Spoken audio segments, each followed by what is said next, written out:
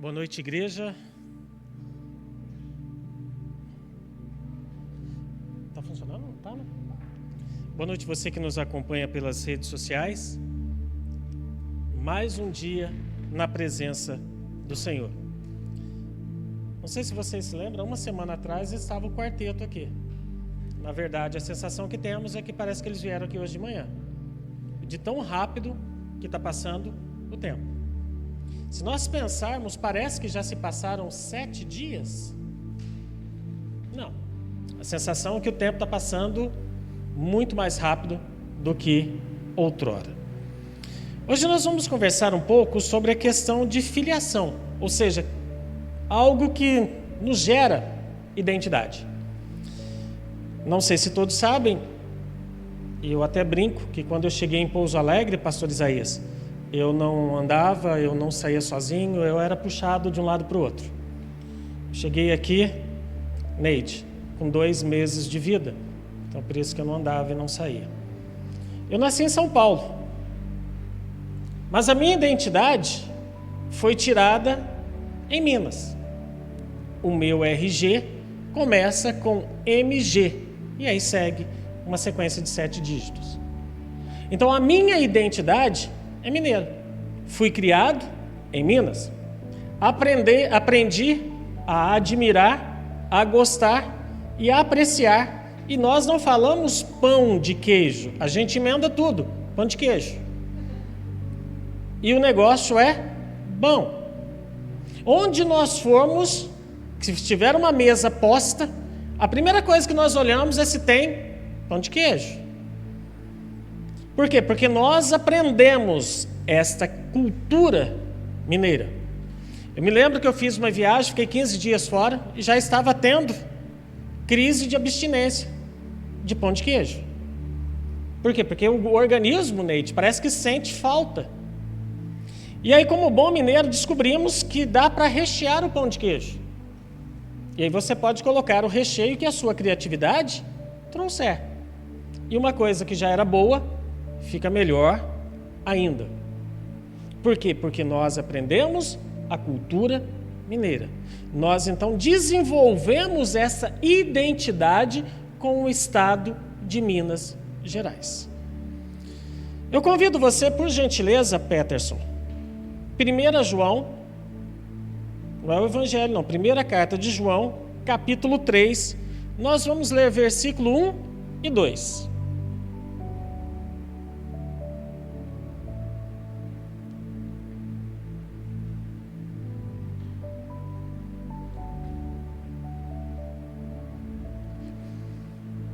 Dessa maneira, o Espírito Santo nos ensina por intermédio da vida do apóstolo João. Vejam como é grande o amor do Pai por nós, pois Ele nos chama de filhos, o que de fato somos. Mas quem pertence a este mundo não reconhece que somos filhos de Deus, porque não o conhece. Amados, já somos filhos de Deus, mas Ele ainda não nos mostrou o que seremos quando Cristo vier. Sabemos, porém, que seremos semelhantes a Ele, pois o veremos como Ele realmente é. Nós não vamos entrar na explanação da questão de como que seria um corpo glorificado, mas eu imagino que seria algo maravilhoso. Imagina só, a pessoa que faleceu faltando um membro, os membros inferiores, aí chega lá no céu, nossa, Jesus, gostaria de te dar um abraço, mas dá para você vir até aqui que eu não consigo ir aí. Não, essas coisas, a gente tem que compreender, o corpo glorificado vai ser um corpo fantástico, maravilhoso. Se porventura partirmos daqui faltando alguma coisa, lá do outro lado vai ter. E isso é fato. Nós não vamos adentrar nessa questão. Nós vamos nos ater ao versículo 1 e a parte A do versículo 2. Esta questão de filiação. Então, um relacionamento é sempre uma via de mão dupla. É sempre. Podemos pensar num relacionamento no local de trabalho, podemos pensar num relacionamento afetivo, podemos pensar num relacionamento amoroso. É sempre uma via de mão dupla. Os atores envolvidos nesse relacionamento se dão mutuamente. No nosso caso, foi Deus quem começou esse relacionamento, por intermédio de Jesus Cristo. Enviou Jesus para demonstrar o amor escancarado do Pai por nós, pecadores, que estávamos condenados à separação eterna de Deus. Pela sua graça e misericórdia, Ele, através de Cristo, se revelou a nós.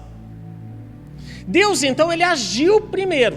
Para quê? Para que nós possamos agir em contrapartida àquilo que Deus fez. Por quê? Porque é um relacionamento.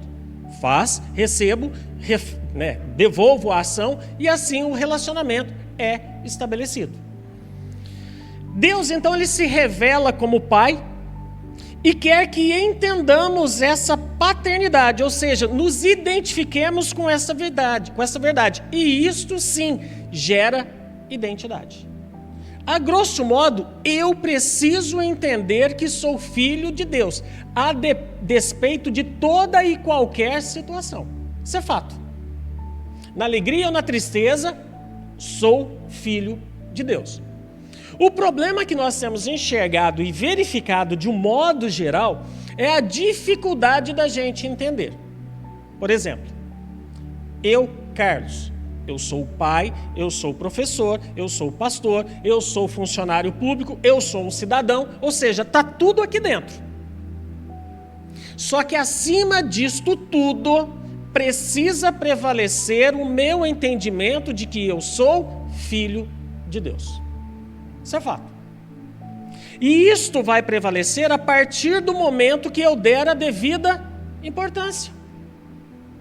Aí esse assunto começa a ganhar uma dimensão maior.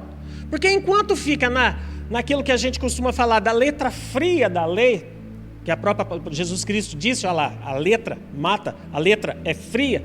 Se esse entendimento não for destacado e entrar dentro do meu coração mediante a ação do Espírito Santo de Deus, continuarei apenas pensando, eu sou filho, mas ainda não gerou identidade. Por que a identidade é importante? Conforme eu disse na questão de me considero mineiro, onde for, os meus trejeitos, a nossa fala, o nosso jeito de falar, a questão do sotaque revela muito. Onde eu for, dá para identificar. Então esta questão também, as pessoas precisam identificar que nós somos filhos de Deus. Nós somos. E aqui João está dizendo, olha, vejam como é grande o amor do Pai. Ele está falando para a gente, olha, esse amor é muito grande. Ele nos chama de filho, o que de fato somos.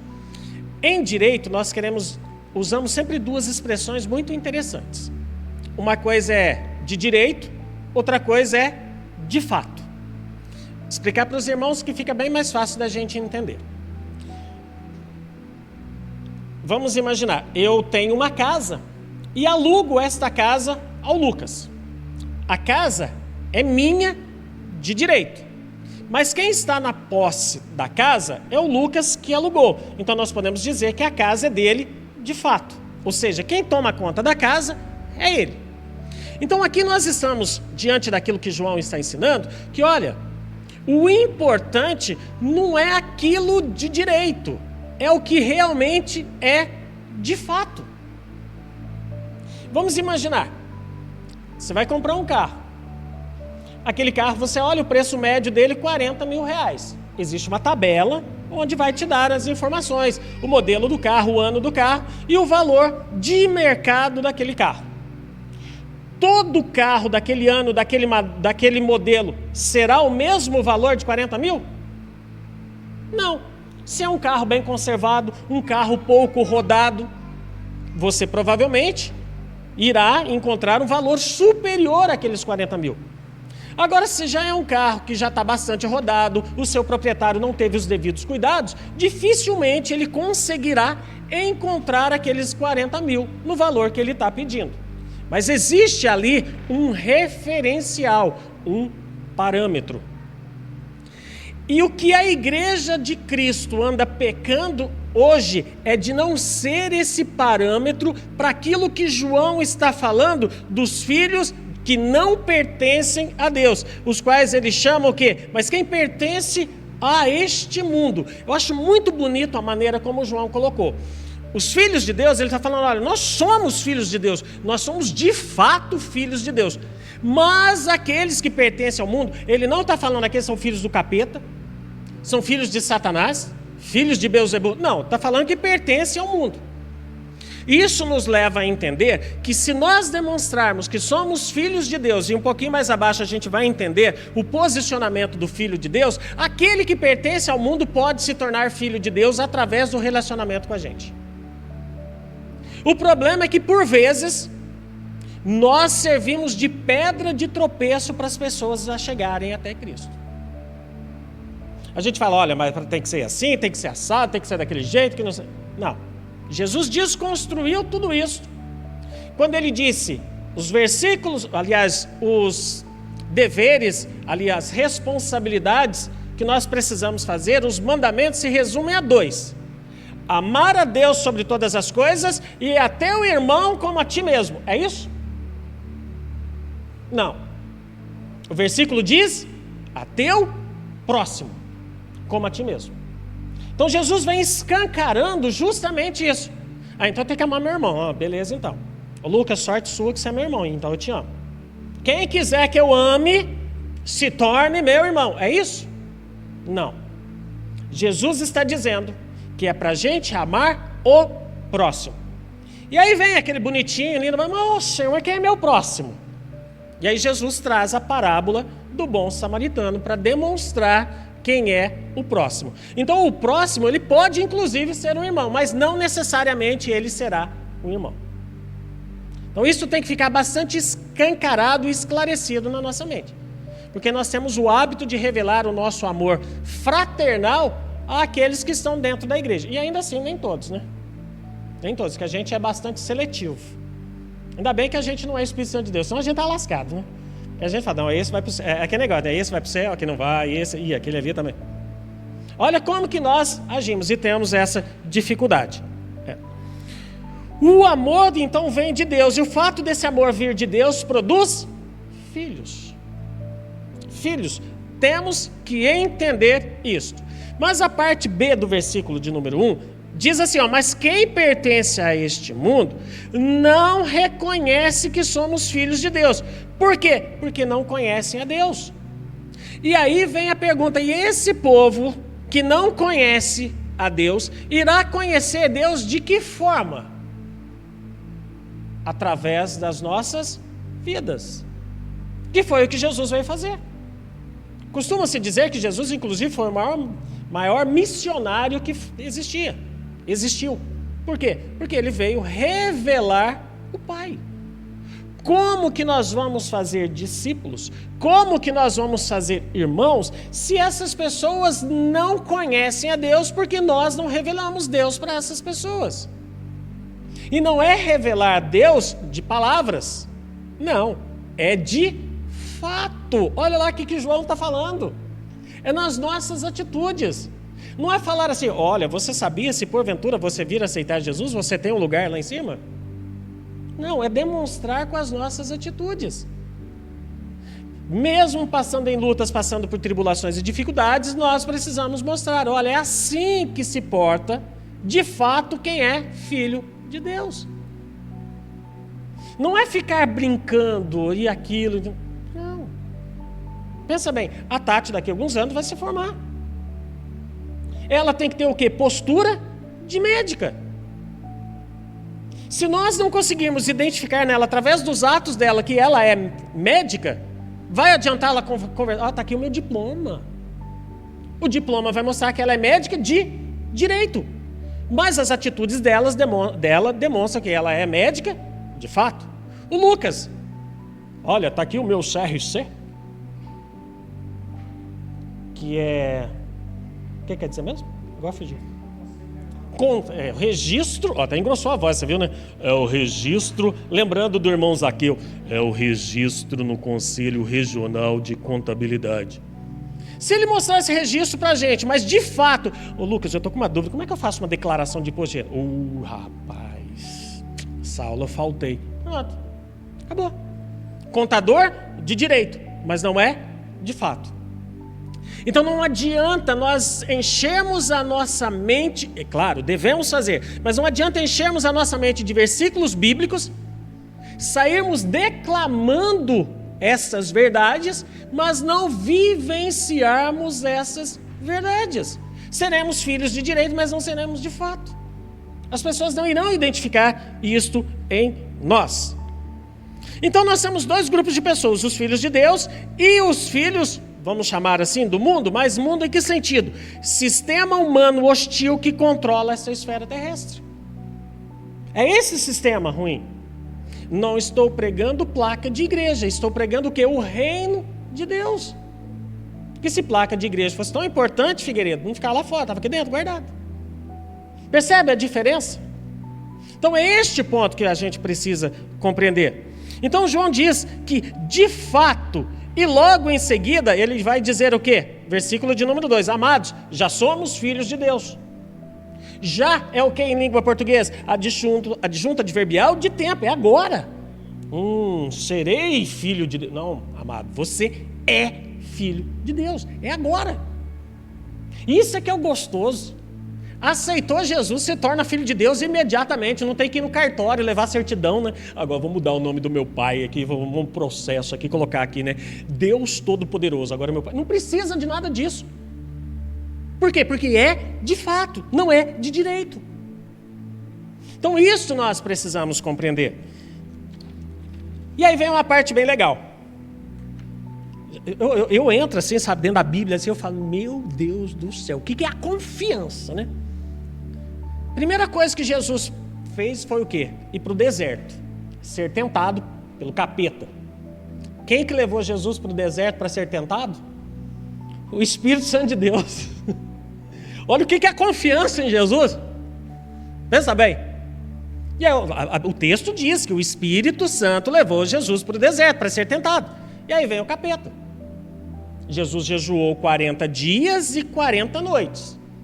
Ou seja, não comeu nada. Como estava na sua forma humana, sentiu fome. Onde que Satanás foi logo a princípio? Se tu és o Filho de Deus, transforma essas pedras em pão. Jesus tinha poder de transformar as pedras em pães? O que ele diz? Nem só de pão viverá o homem, mas de toda a palavra que sai da boca de Deus. E aí vem Satanás e usa, isso é que é legal, a gente precisa entender, Satanás usa a Bíblia para poder afrontar Jesus. Olha Jesus, se tu és o filho, levou ele à parte mais alta do templo, se tu és o filho de Deus, se lança daqui para baixo, porque os teus anjos dará ordens para te socorrer. Parece a gente quando faz coisas sem consultar a Deus, se lança lá do penal, oh Deus, manda os teus anjos agora. Jesus disse o quê? Ao Senhor teu Deus não tentarás.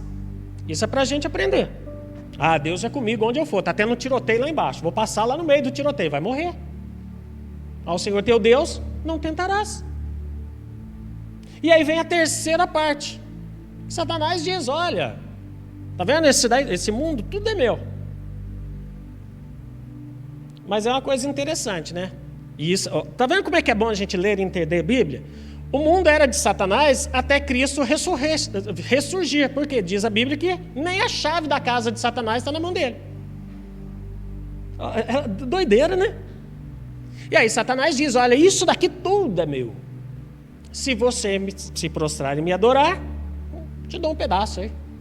Jesus diz o quê? Somente ao Senhor teu Deus adorarás. Ou seja, por 3 vezes Satanás colocou em xeque a identidade de Cristo com relação à filiação divina. E eu pergunto para os irmãos, e com a gente, Satanás põe só 3? Você é filho de Deus? Aí que você está passando. A luta que você está, filho. A dificuldade. Você acha que Deus está olhando para você? Você acha que Deus está preocupado com você? Olha aí o que você está passando. Louvado seja Deus por termos o Espírito Santo de Deus dentro do nosso coração, que tranquiliza-nos nesses momentos de dificuldades. Por quê? Porque eu preciso ter certeza que de fato sou filho. De fato sou filho. Esta é uma das coisas que muito me chama a atenção. A dificuldade das pessoas têm de entender que são filhas de Deus. Por quê? Porque muitas vezes essa filiação é apenas da boca para fora. Não está ainda encrustada dentro de nós. De entender, realmente eu sou filho de Deus. E aí, Peterson, por gentileza, na mesma carta de João, 1 João, capítulo 3, versículo 10.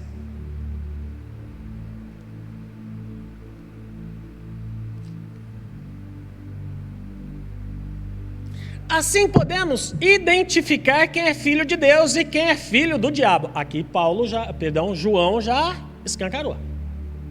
Por quê? Porque um pouquinho acima, ele vai falar, quem é filho de Deus não vive pecando. Esse é o primeiro ponto. Amados, quer dizer, meu Deus, nunca mais eu vou pecar, como é que eu vou conseguir? Não, amados. A hora que a gente falar, nunca mais vou pecar, já pecou. Por quê? Porque a Bíblia diz que nós temos um advogado, que é Cristo. A gente tem que entender que eles viviam ali sob o jugo romano. Então, muito se usa dessa questão do direito. E o nosso direito brasileiro, ele tem as suas raízes no direito romano. Então, muito do que nós temos nos tribunais, a forma de processo, é oriunda lá do direito romano. Então, João vai dizer assim, podemos identificar quem é filho de Deus e quem é filho do diabo. Quem não pratica justiça e não ama seus irmãos não pertence a Deus. Então, como que eu vou saber quem é filho de Deus? Aí agora vocês vão começar a olhar, né? Deixa eu ver o Figueiredo ali, né? Figueiredo, ele tem que praticar justiça e me amar. Eu sou chato. Eu não gostaria de casar comigo, mas vou ficar lá perto do Figueiredo para ele exercitar o amor. Deixa eu ver se ele está me amando mesmo. Não, mas não é para fazer isso, não.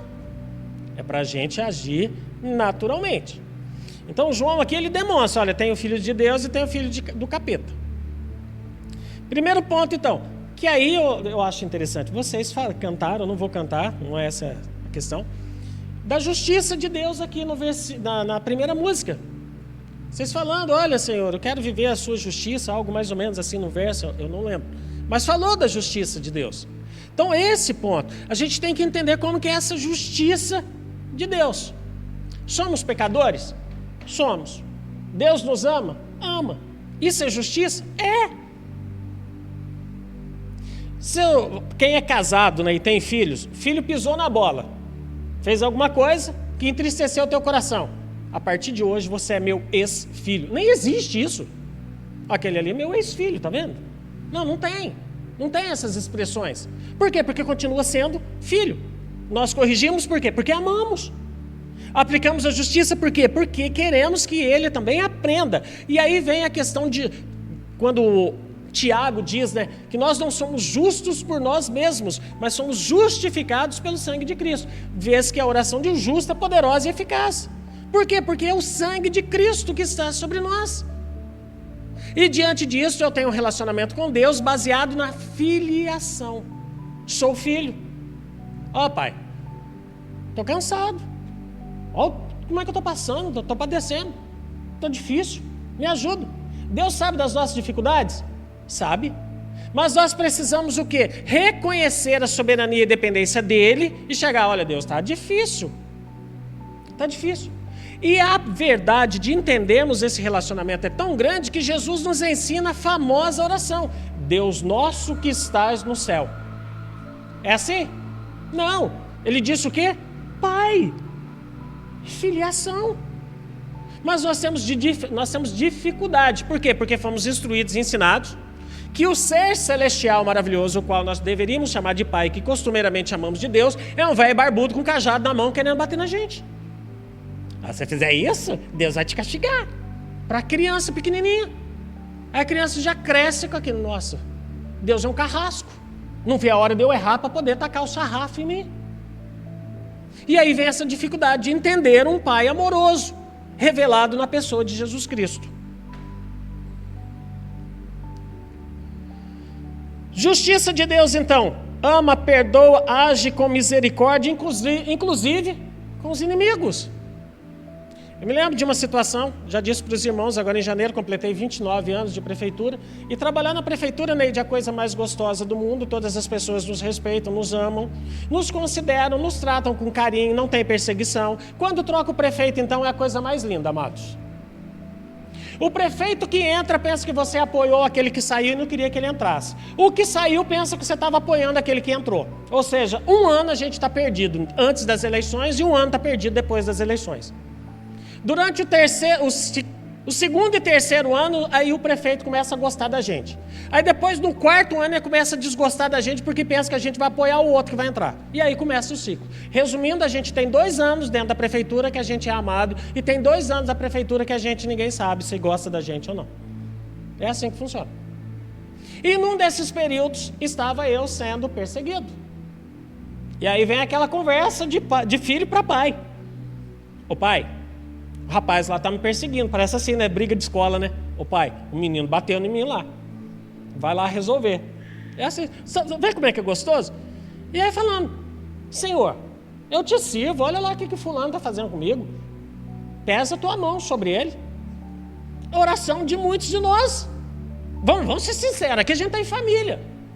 Oração de muitos de nós. E aí continuei na oração, Deus não ouve, você começa a clamar, né? Ó Senhor, olha lá, Senhor. Terceiro dia orando ferrenhamente. Deus falou, se eu pesasse a minha mão sobre você antes de você ter me conhecido. Aí a gente muda a oração. Ó Deus, tem misericórdia do fulano. Que ele venha te conhecer da maneira que eu te conheço, a gente se tornar irmão e ele parar de me perseguir. Ou seja, a gente ora com o quê? Com interesse pra gente. Vocês estão vendo que coisa doida? As nossas orações são nesse sentido. Já vocês sabem, agora no final desse mês eu completo 26 anos de casado, mais 5 de namoro, 31 anos junto com a Sônia. Eu chego para Deus, se o Senhor fizer isso na Sônia, vai ficar fantástica, Deus. Porque eu já conheço ela, já sei até o que é para mudar. Vai ficar bom para quem? Para mim. Olha a oração egoísta. Eu não pergunto a Deus, o Senhor quer a Sônia desse jeito? E o medo de falar quero para te transformar. Mas é o que? Percebem? Isso é que é a parte gostosa da gente entender como que se dá esse relacionamento com o pai. E mostrar isso para o povo lá fora, que eles têm dificuldade de ver. Por quê? Porque ainda continua achando que Deus é que é velho barbado com o cajado na mão. E doido para brigar com a gente, para chamar a atenção. Doido. Não adianta ser justo e não amar. Não adianta. Por quê? Porque a justiça vai ser revelada onde? No amor. Através do quê? Das ações. Sabemos falar sobre amor. Só que o amor é um sentimento que é abstrato. Mas as minhas atitudes, através da exteriorização dos meus atos para com meus irmãos, demonstram que eu os amo. Essa é a verdade que nós precisamos compreender. E aí o Filho de Deus ama o quê? Seus irmãos. Amar ao próximo é o quê? Amar a Deus. Se nós somos feitura e semelhança do Senhor, quando eu amo o próximo, eu estou amando a quem? A Deus. E aí vem aquilo que a palavra de Deus nos ensina. Olha, como é que vocês falam que amam a Deus e não enxergam Deus, mas renegam o amor ao próximo que vocês veem? Isso é o quê? Hipocrisia. É hipocrisia a gente falar que ama a Deus e não vê, e o próximo está ali necessitado da nossa ajuda e viramos as costas. Amar ao próximo é amar a si mesmo. Por quê? Amar ao próximo como a ti mesmo. A dificuldade está no que da gente se amar. Por quê? Porque a gente é cheio de pecado. A gente é cheio de dificuldades. A gente briga com a gente mesmo. Fica sem falar um com o outro, eu comigo mesmo. Só que aonde eu vou, eu estou junto e acabo voltando a conversar. Percebe como é que isso é doido da gente entender essa dificuldade de filiação e compreender essa paternidade que vem de Deus? E aí é o rolo que a gente vê da igreja hoje. O povo não sabe se está indo, se está voltando. Por quê? Porque falta essa identidade de filiação. Compreender, de fato, sou filho de Deus, preciso me portar como tal. Sou em casa, sou marido, sim, mas acima de tudo, sou filho de Deus. Sou pai, sim, mas acima de tudo, sou filho de Deus. Sou brasileiro, sim, mas acima de tudo, sou filho de Deus. E onde eu for, quer seja em casa, quer seja na prefeitura, quer seja na rua, entendendo que sou filho de Deus, preciso identificar os filhos de Deus. Se eu ainda não identifiquei os filhos de Deus, preciso mostrar para aqueles que ainda não se consideram filhos de Deus, a maneira deles se tornarem filhos de Deus. Aí o negócio ganha outra dimensão e fica muito mais fácil. Aí acaba, inclusive, aquelas picuinhas de rede social. De filho de Deus brigando com filho de Deus. É loucura isso, mas é o que a gente tem presente certo. Jesus então escancarou o coração dele ao dizer, não somente para amar o teu irmão. João aqui fica, por quê? Porque ele estava escrevendo para uma igreja, e essa igreja estava com um problema no quê? No amor fraternal. Então, o Espírito Santo, através da vida de João, está tratando incisivamente daquele problema que eles estavam enfrentando ali. Só que Jesus, ele explica, olha, ame a teu próximo. Isso é fato, é próximo. Não é apenas a questão de irmandade. No versículo 10 que diz que se não pratico a justiça e não amo, deixo de pertencer a Deus. No versículo 1 nos ensina que quem pertence ao mundo não reconhece os filhos de Deus. Por quê? Porque não conhece a Deus. Volto a dizer, as pessoas conhecerão a Deus através das nossas vidas. Vês que nós somos o quê? Cartas vivas do Evangelho do Senhor. Então isto precisa ficar claro, transparente, nítido dentro da nossa cabeça. Sou filho de Deus, preciso agir como filho de Deus. O nosso irmão Lucas, ele torce para aquele time, Clube de Regatas Flamengo.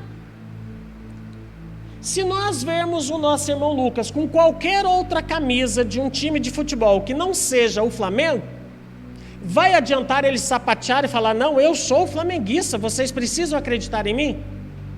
Não, por quê? Porque ele está dizendo uma coisa e fazendo outra. É isso que João está querendo nos esclarecer. Olha, filho, vocês são filhos de Deus. Ajam como tal. Não sei se vocês vão se recordar, tem muitos aqui que nasceram tarde. Quem manda nascer tarde, né, Ivone? Quem manda? Quem manda? Quem manda? Tem uns aí, né, Tati? Quem manda nascer tarde? Não tenho culpa. Mas tinha um filminho que era Toy Story. É isso mesmo? Não, da sua época, filha. Aquela ali não, filha. Então, o que acontecia? Tinha os brinquedos ganhavam vida quando não tinha ninguém olhando. Vocês podem depois assistir. E tinha um menino que adorava destruir os brinquedos. E tinha, vamos chamar assim, o personagem principal, que era o Woody, um vaqueiro. E não sei se vocês vão se recordar dessa cena, quando o menino também está tentando destruir o Woody. E aí o Woody vira a cabeça como se fosse uma boneca possessiva e falou para ele assim, brinca direito. Ou seja, o que isso remete a gente? Ou seja, filho, você tem que saber brincar com brinquedo, você não está sabendo não, ué. Brinquedo é para brincar, não é para destruir. Então, trazendo isso para a nossa realidade, encaixa no que nós estamos conversando aqui. Aí vocês vão falar, nossa, um rapaz desse tamanho fica assistindo filminho. Não, lá em casa tinha 2 crianças pequenas. E eu vi a coisa mais linda do mundo, o vovô Isaías, né? Pega o netinho ali. Na época da gente, a gente dava a chave do carro para brincar, né? Dava uma caneta para brincar, alguma coisa, né? O que o vovô Isaías deu? Celular. Se o filho pedisse o celular, não vai mexer não, filho. Vai estragar. Vamos guardar o celular. Mas o neto, o celular do vovô. Eu sentadinho ali só prestando atenção. Sabe? E aonde que está? Brincando com o neto. Por quê? Porque isso é demonstrar o amor no quê? Em ações. A demonstração do amor de fato. De fato, amados. Então que nós possamos sair daqui sem nenhuma sombra de dúvidas. Ou em uma linguagem mais poética, com uma clareza solar de que nós somos filhos de Deus. Fato. O nosso Pai cuida de nós. O nosso Pai sabe das nossas necessidades. O nosso Pai sabe das lutas que estamos enfrentando. Os nossos pais sabem, inclusive, do dia de amanhã, que nem foi revelado a nós ainda. Mas Ele já sabe. E Ele nos guarda.